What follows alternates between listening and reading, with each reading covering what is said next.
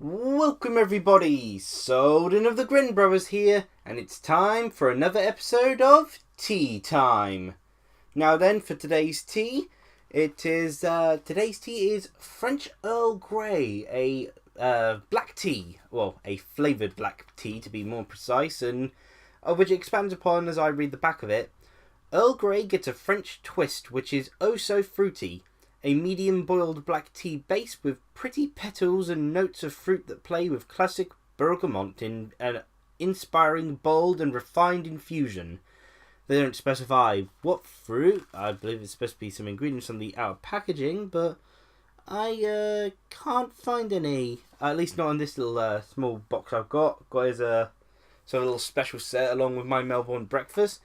Now I've technically already tried French Earl Grey before, because I've tried it out within the T2 stores. However, I've been trying it black there, and so this will be the first time I'm trying it with milk. How I describe it when trying it black, though, I've described it in an odd way that no one else seems to understand.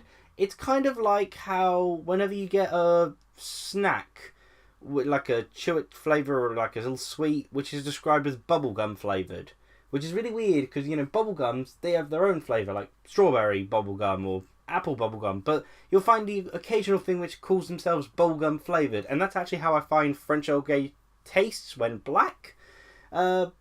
Weird, but that's how I would describe it. So it'll be interesting seeing how the milk changes it and whether I prefer it with the milk or not.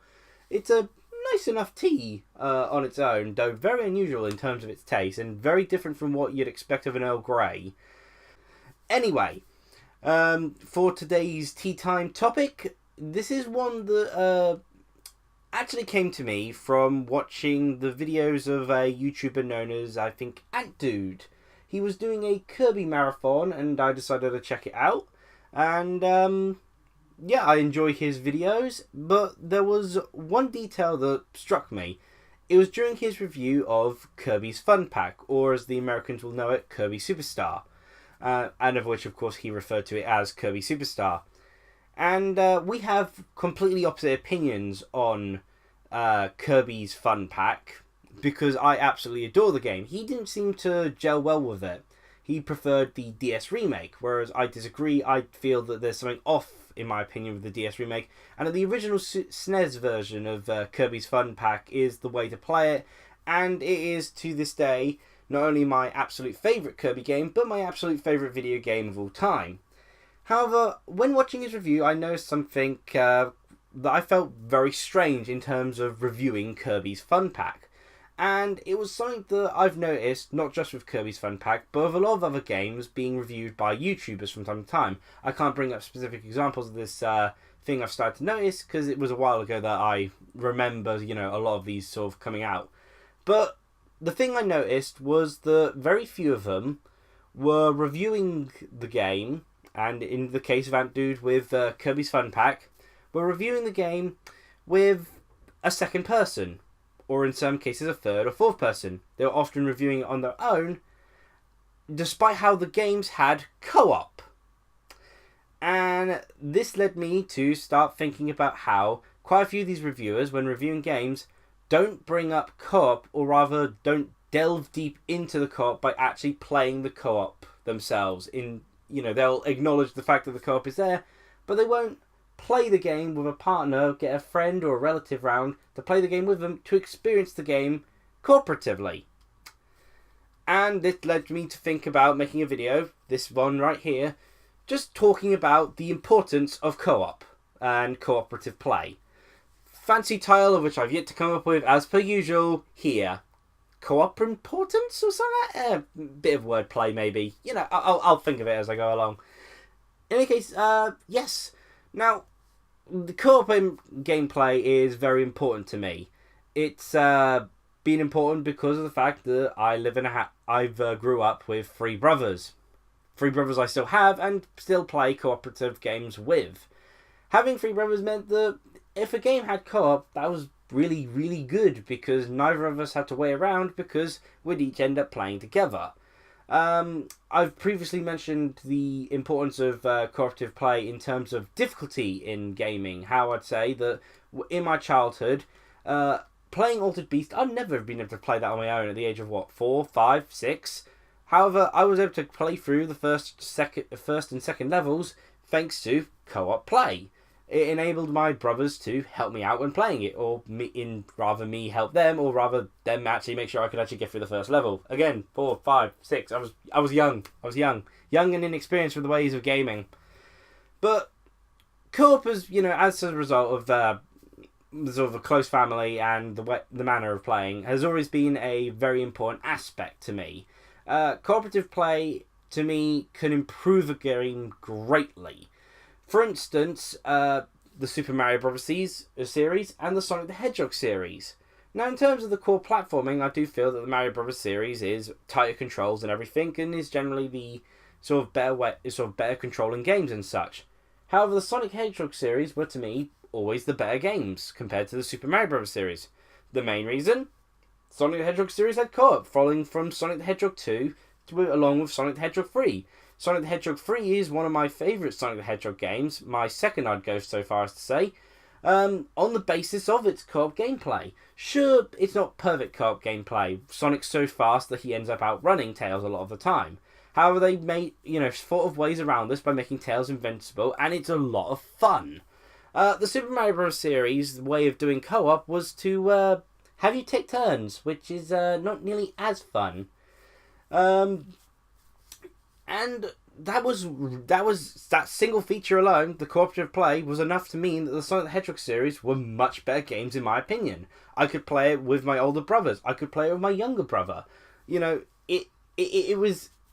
There's a certain joy to being able to play together with someone either in both a competitive fashion or cooperatively, and I really do feel that it adds a lot of sort of value to a game. And in terms of a lot of genres, people don't seem to bring up the importance of co-op quite so much. However, there is one genre that a lot of people outside of myself tend to point out how important cooperative gameplay is.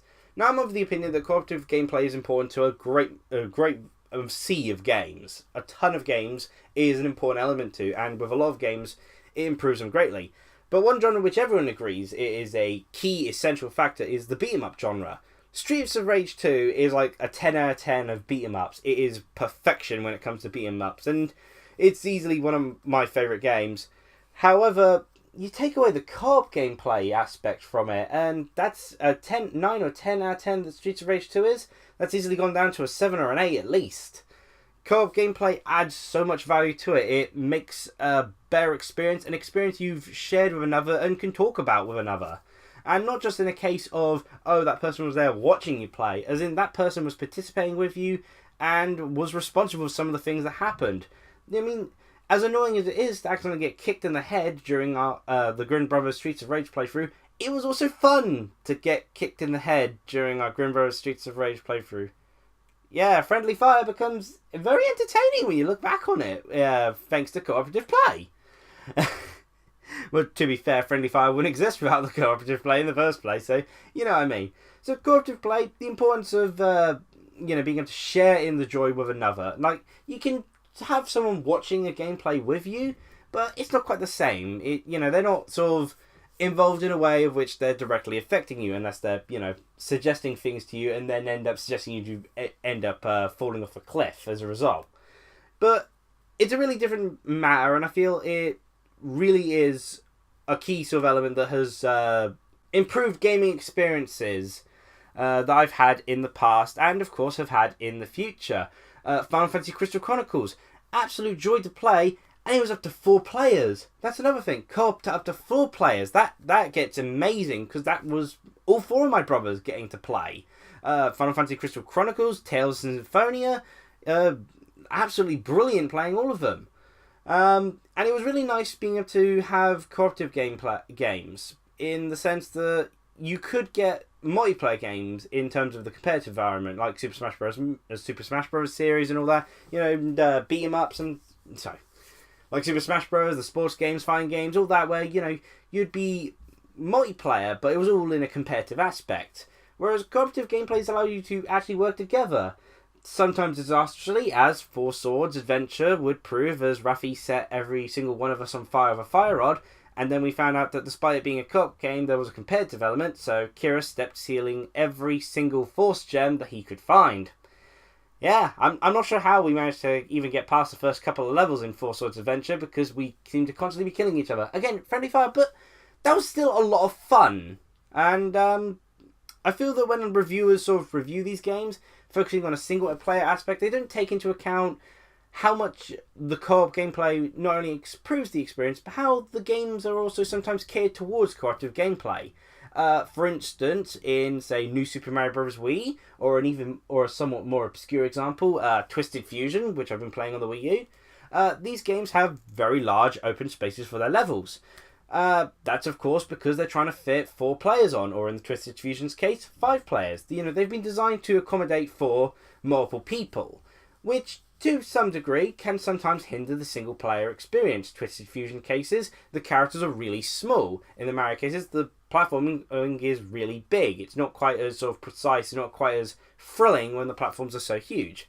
Sometimes they nail it perfectly. I feel Super Mario 3D World is a game just as good in single player as it is multiplayer, because the level design is perfectly balanced for both sort of styles. Though of course they offer very different experiences. The Super Mario 3D World experience of tighter platforming is a single player thing, whereas the chaos that just falls upon you, that just consumes the entire game experience when you have 4 players running about on screen, trying to progress through the level whilst bumping into each other, whilst at the same time trying to fight over the crown, that is an absolute joy. Another thing I was going to bring up into the co-op aspect, although again I'm trying to make this a shorty time, is how important it is having couch co-op. You see, there's 2 examples for this. Halo 5, I believe it was. I believe that was the first Halo which decided to leave out having couch co-op.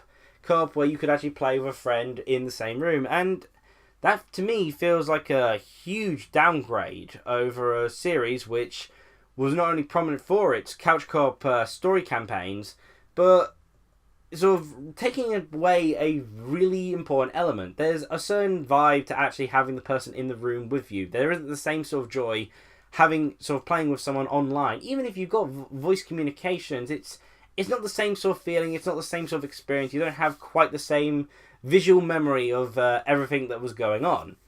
Let's see, another example I was thinking of a game with couch co-op and its importance. Oh yes, that one, relating back to the Kirby situation. Now this is weird, because Kirby's Fun Pack I enjoy because of its couch co-op. Kirby Superstar Ultra is on the DS. You're not sharing the same screen. It has co-op. You play together, but you're not sharing the same screen. And despite being in the same room as Raffi, I feel that adds a very different element to it, because at times we weren't even on the same screen together because one was ahead of the other. And that kind of lessened the impact of how the enjoyment of co-op, seeing the other person running about, seeing the other person either help you or get in the way of you. And, sharing that sort of, oddly enough, the limitations of being stuck to one TV actually improve the experience, keeping you within one room, keeping you chatting within that room, rather than occasionally straying away, because you can do that with a handheld. Playing it within the same room makes it better, despite it being technically a limitation compared to the handheld ways where you could play from a greater distance. It's strange, but sharing that TV, sharing that couch experience co-op, I feel was far better, not only than just playing a game single player, but also playing a game cooperatively whilst on different screens. I'm not sure if anyone else feels that way. I'd love it if you could share with me whether you also feel that way. Whether couch co-op is not only a fundamentally better experience than playing single player with the vast majority of games, and truly adds a whole new dimension and can at times really improve the overall experience, but whether couch co-op specifically is quite a big step of improvement, even from being able to play cooperatively on games via online or from a distance, because of the closer proximity via playing on the same sofa, playing within the same area. Now then, going to try my French Earl Grey tea with milk here.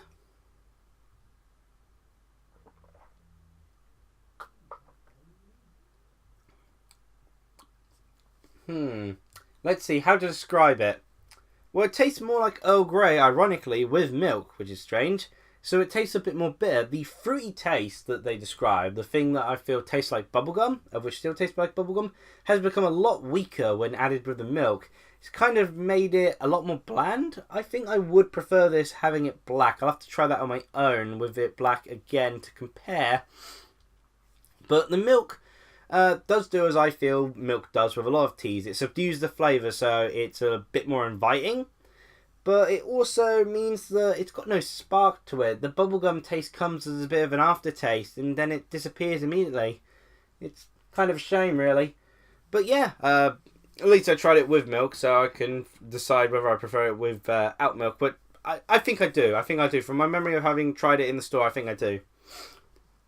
So yeah, where were we? Yeah, cooperative play, that's basically all I wanted to talk about. You know, just sharing my thoughts of how I feel cooperative play improves an experience. How I feel that it has benefited a lot of games. And it can be incorporated into a whole variety of genres. You know, be it beat-em-ups where it feels like such an essential part. It's why the Streets of Rage 1 was already a better game than Final Fight 1. Well, in terms of the SNES port. Because Streets of Rage 1 had co-op.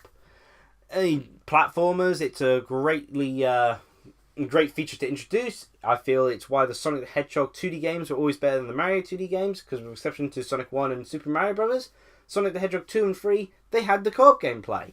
And let's say other genres that incorporate it. You got the, how would you describe Final Fantasy? Top-down action games like Final Fantasy. You have shooting games like Halo series. Like, I'm terrible at first-person shooters, but me and Rafi once played through Halo 1 together thanks to the Halo Master Chief Collection. We had an absolute blast playing it. He had to deal with my complete incompetence of being able to shoot things, but we had a ton of fun. Likewise, we played a bit of Halo Reach. A ton of fun, even though he won't ever let me forget that I drove him off a cliff with a warthog. But still, that's the joy of it. We got to play together, and we got to enjoy those antics together. And another game which had cooperative gameplay, and this is one of the weirder ones to have it, Eternal Sonata. Eternal Sonata is a turn-based RPG, but it had co-op to it. Child of Light is another turn-based RPG, and though in a minor way, it also has a co-op. Even in small little ways, it's really nice to have a cooperative element. The bigger role you can get with each person, the better, obviously, but you know, even a small way to get another person involved without marring the single-player experience can provide a far greater experience to unfold through having the additional people involved with it. You know, additional people not just watching you play, but experiencing it and influencing what happens to your gameplay. It's really nice, really nice. Absolute joy. So that's all I have to say on the matter. Of course, feel free to share your opinions. I'd love to hear them. How much does cooperative gameplay matter to you? I'd love to know these things. Thank you for listening, and cheerio, everyone!